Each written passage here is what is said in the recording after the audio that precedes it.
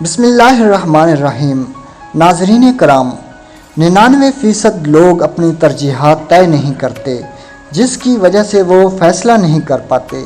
لوگوں کو پتہ ہی نہیں ہوتا کہ ان کے لیے ان کی زندگی کے لحاظ سے کیا اہم ہے اور کیا غیر اہم ہے۔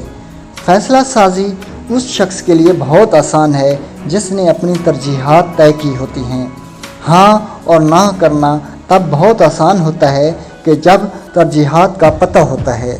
زندگی گزارنا اہم نہیں ہے، ترجیحات کے ساتھ گزارنا بہت اہم ہے۔ پروفیسر احمد رفیق اختر فرماتے ہیں، دنیا میں خوش بخت انسان وہ ہے جو مناسب وقت میں اپنی ترجیحات کا تعین کر لے۔ دنیا میں کوئی وقت مناسب نہیں ہوتا جس وقت یہ احساس پیدا ہو جائے کہ مجھے اپنی ترجیحات کے مطابق زندگی گزارنی ہے، وہی وقت بہترین ہوتا ہے۔ اشوک کا دور تھا، دہلی، ملتان اور لاہور کے درمیانی علاقے کو کلنگ کہا جاتا تھا۔ اس نے اپنی بادشاہت قائم کرنے کے لیے اپنے 99 بھائی قتل کر دیے۔ قتل کرنے کے بعد جب وہ سپر پاور بن کر نکلا تو اس وقت کے پنڈت نے اس کے ماتھے پر ایک ٹیکا لگایا۔ جیسے ہی اس نے ٹیکا لگایا، اسے اس لمحے کا احساس ہوا کہ یہ میں نے کیا کر دیا۔ صرف ایک ٹیکا ماتھے پر سجانے کے لیے میں نے اپنے 99 بھائی قتل کر دیے۔ اس نے اپنے ماتھے پر سے یہ ٹیکا مٹا دیا، اسی وقت اپنی تلوار گرا دی اور باقی زندگی خدمت میں گزار دی۔ عام طور پر جب بھی بندہ اپنی بے عزتی محسوس کرتا ہے تو اپنا ماتھا صاف کرتا ہے، یعنی وہ اپنے کلنک کے ٹیکے کو صاف کرتا ہے۔ جو آدمی کبھی بھی زندگی کی ترجیحات کا تعین کر لیتا ہے پھر وہ عام نہیں رہتا، وہ بہتر زندگی گزارنے والا بن جاتا ہے۔ ترجیحات کا تعین کا مطلب یہ ہے کہ آپ کی زندگی میں کیا، کتنا اور کیوں اہم ہے۔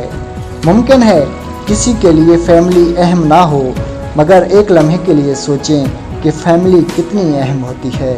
ممکن ہے کسی کے لیے صحت اہم نہ ہو، ترجیحات کا تعین بتاتا ہے کہ صحت کتنی ضروری ہے۔ ممکن ہے کسی کے لیے دوست، محبت، اخلاص اہم نہ ہو، مگر وہ ترجیحات کا تعین کرتا ہے، وہ جانتا ہے کہ اس کے لیے ان کی بھی اہمیت ہے۔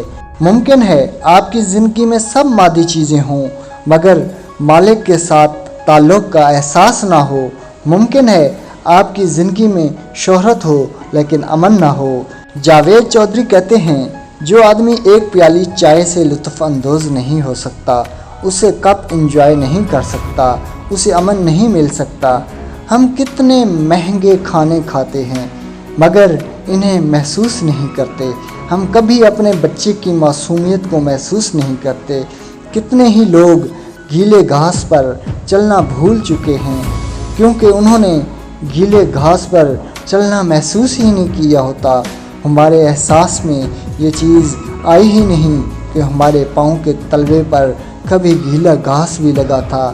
ہم زندگی میں اپنے بچپن کی چھوٹی چھوٹی یادیں بھول جاتے ہیں اور ترجیحات کے بغیر زندگی گزار دیتے ہیں۔ امید ہے یہ ویڈیو آپ کو پسند آئی ہوگی۔ ہمارے چینل کو سبسکرائب کیجیے اور ویڈیو کو لائک کیجیے۔ اللہ نگہبان۔